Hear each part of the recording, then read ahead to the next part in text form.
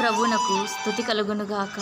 ఇదిగో నా రక్షణకు కారణభూతుడగు దేవుడు, భయపడక ఆయనను నేను నమ్ముకొనుచున్నాను.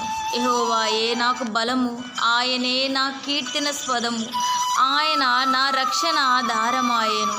మీరు బలహీనులు కాక ధైర్యం వహించుడి, మీ కార్యము సఫలమగును. నిరీక్షణ ఎంతో గొప్పది, నిరీక్షణ ఎంతో అమూల్యమైనది. నిరీక్షణతో కూడినటువంటి ప్రార్థన ఇంకా బలమైనది. దేవుడు యందు భయభక్తులు కలిగి ఆయనను నమ్ముకొని ప్రార్థన చేస్తున్నవారు ఎప్పటికీ వెనుదిరిగి చూడవలసిన అవసరం లేదు. మనం పడిపోయినను లేవనెత్తువారు ఆయననే. మనం బలహీనులమైనప్పుడు మనకు బలము ప్రసాదించువారు దేవుడే. ఆయన తప్ప మనకెవరున్నారు? ఆయన తప్ప మనము ఆశ్రయించడానికి ఇక్కడ అర్హులు ఎవ్వరూ లేరు.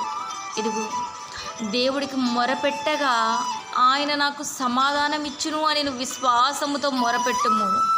ఆయన నిన్ను పెంట కుప్పల మీద నుంచి లేవనెత్తును, దరిద్రంలో నుంచి లేవనెత్తును, పేదరికంలో నుంచి లేవనెత్తును, బాధలలో నుంచి లేవనెత్తును, కన్నీటిలో నుంచి లేవనెత్తును, కృంగదీయుతనంలో నుంచి కూడా లేవనెత్తును.